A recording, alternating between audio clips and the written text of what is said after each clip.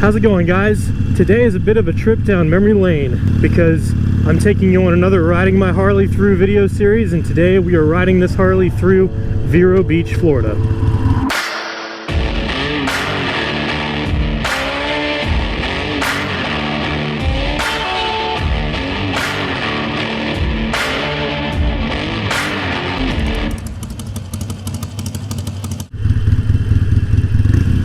My wife and I used to live in Vero for about a year before we moved down to Stuart, and then I moved on to West Texas. But when we lived here, this was the house. 2296 19th Avenue Southwest. A young married couple in a little house, decent sized backyard. This was our street. That's the house I actually first learned to ride a scooter on. I bought my first scooter, took my motorcycle riding course when we lived in Vero. And I had the scooter there at that house. So that was technically the beginning days of me riding a motorcycle. Scooters are great. They're a great window into the world of two-wheel riding. So if anybody who's too intimidated to get a motorcycle, don't be too intimidated, because you can go out and get a scooter. You can usually take those riders courses on a scooter. I know I took mine actually on a scooter, which made it way easier to pass the course. You get the same certification regardless of taking it on a scooter versus a motorcycle. And then when I had a greater interest to get into actual motorcycles, I already had my rider certification. But anyways, today we are going to ride through Vero Beach, Florida. So I am going to go ahead and take you to a few of the sites and make our way to the beach. Need to get some gas.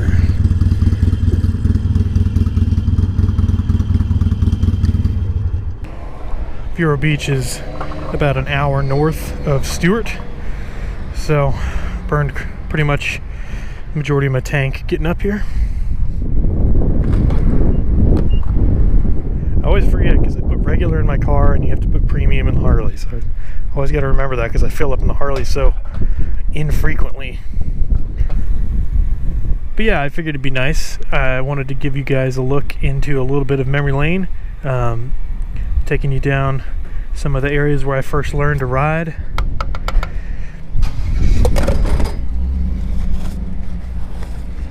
Overfilled a little bit.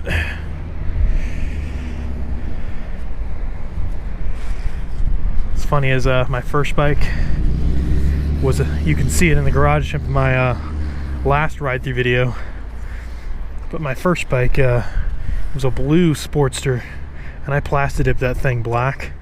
And if that would have just happened with the plasti dip on that old bike, it just melts off. And you know, that's actually why I ended up ripping all the plasti dip off.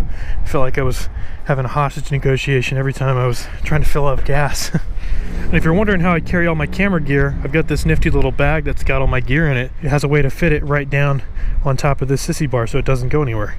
It's pretty nice, and it serves like a little lumbar support.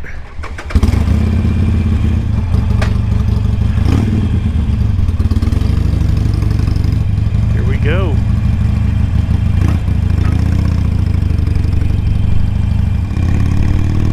All right. It's a little chilly again in Florida. It's cold all over the country right now. Weather Channel's talking all about all of these crazy single-digit temperatures out in the Midwest, so I can't complain because it's only like 60 degrees here. But the sun's not out completely like it is right now, kind of half cloudy.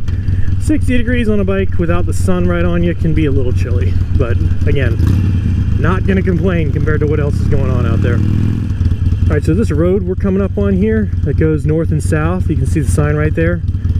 It's called US 1 or Route 1. It was built the same time as Route 66 was, and it was part of that government project in the 30s to help get people back to work. It was one of the roads built that helped really improve the infrastructure of the United States. Route 66 was decommissioned, you know, what, like 30-40 years ago, but Route 1 still works. It's still a functioning road. It goes all the way from Maine all the way down the East Coast, all the way to the southern tip of Florida, and it actually is the only road that goes past Miami down through Homestead, and it connects all of the Florida Keys Islands all the way down to Key West, which is one heck of a drive. I mean, I have not done that on a bike yet, and I'm really looking forward to doing that one day. There's actually a 7-mile stretch of the road between islands where you literally can't see anything but water around you in every direction. It's pretty incredible.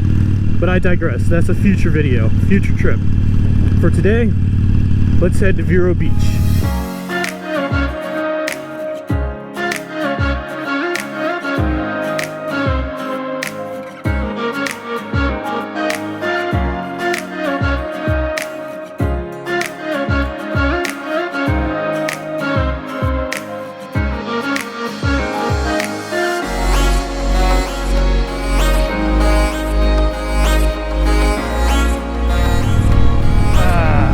Definitely a little bit chillier getting closer to the coast. Is what it is, though. A1A, famous road that runs along the actual coastline of Florida. If you want to go to the beach, you're probably going to be going across A1A. I don't know if you can see it, but the end of the road up here is the ocean. And there's a plaza up here that's pretty cool called Sexton Plaza that, cool backstory, back when I was a wedding photographer, I actually ended up somehow being able to book the wedding of the granddaughter of the man who built this plaza back in the early 1900s. So pretty cool to be able to have a connection with someone in this town like that, who was part of basically the founding people. I used to do this ride on my scooter all the time back when I lived in Vero. It was a 2013 Lance Cali Classic scooter. It was a pretty big scooter compared to other scooters, and it was a lot of fun. If you go back in my channel far enough, you can see some review videos and riding videos I did on it back in the day. But I used to ride up here and park and just sit and check out the ocean and stuff all the time. Wouldn't trade that scooter for the Harley though. A lot happier now. Sexton Plaza. Again, like I mentioned in my other ride-through video in Stewart, the great thing about the Treasure Coast of Florida, which is the stretch of land that goes from Daytona Beach to West Palm Beach, is you have these amazing views and amazing beach access right here that you can just go right up to that's totally free. I mean, check this out.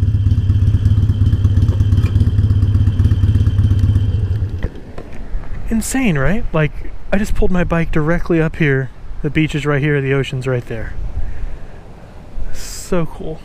Can't do that in big touristy places. Set my bike down.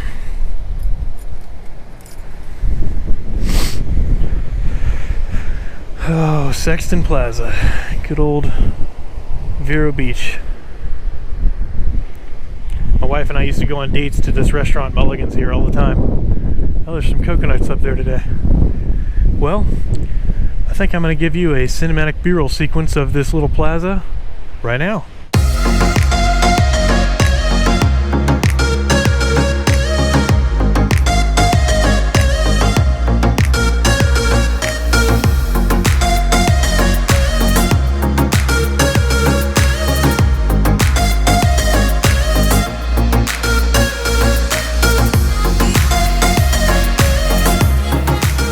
Fun fact, actually, as you can see right here, a bug splattered on me on the ride up here. Stung a little bit, felt like a bullet, but you know, that's part of riding. All right, let's get back on this bike and head to another part of Vero.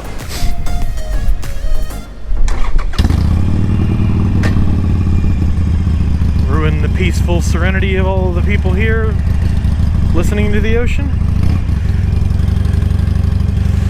All right. God, I love the ability to just park right here, right on the frickin' water.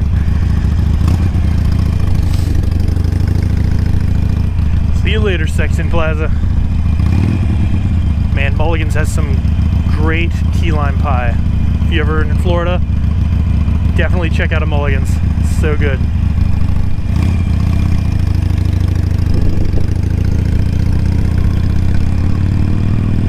Alright, we are currently on Ocean Drive. This road is Ocean Drive. It comes up here and actually cuts along the ocean up here by a boardwalk we're heading to. I don't know if any of you happen to be country fans, but Jake Owen, the A-list country singer, been popular on the radio for quite a while now. He's from Vero Beach. He's from this town.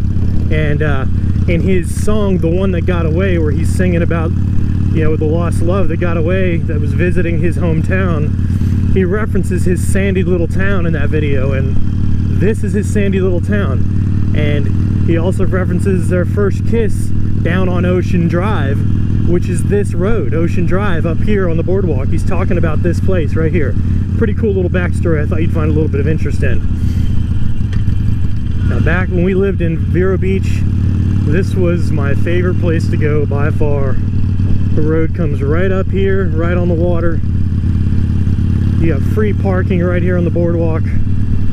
I love to run almost daily for exercise, and this boardwalk is exactly a half-mile long, and man, it was perfect for running every day on. Oh man, definitely a chilly day. You see all these people wearing their jackets and stuff. Let's go ahead and park. It's funny, this is the spot I usually park into.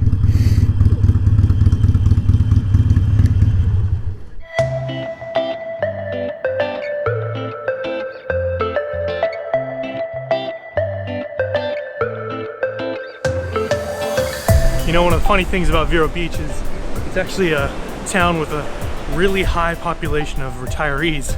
So this boardwalk is frequented by a lot of old people, and it's funny being a YouTuber out here with this big camera and big fuzzy microphone and everything, because I've had like 5 old people stop me already and be like, "Hey, whippersnapper, what you doing there? Is that a squirrel on your camera?" Talking about the windscreen on the mic.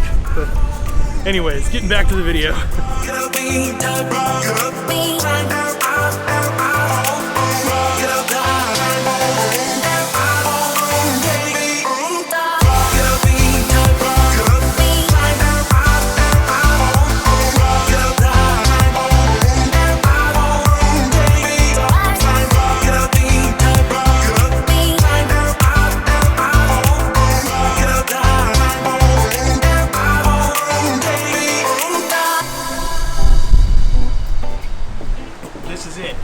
This is my spot. This is the spot I used to sit at every day when I would come here and run, or just come here to chill. I would come right here and sit right where this camera's sitting, look out at the ocean, read some news on my Nexus 7 from 2013, and just enjoy life. I would park my scooter up here, come out, tan for a bit, and just soak in what Florida has to offer here on the Treasure Coast.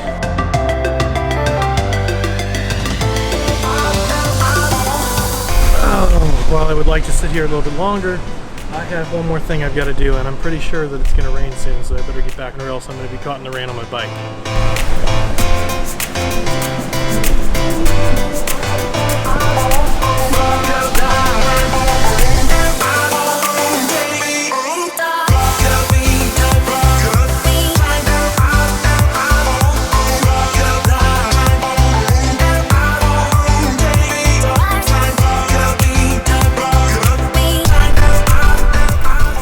You didn't think I would forget to bring this jar to a new beach, would you? Let's go get some sand.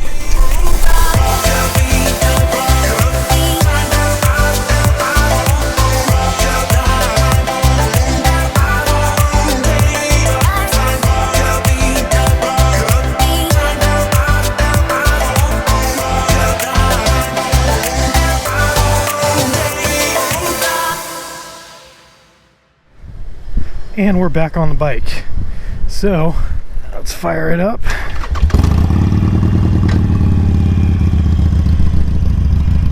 Saying goodbye to Vero Beach for the day, and the boardwalk I used to love to run on so much, because it's time to go home.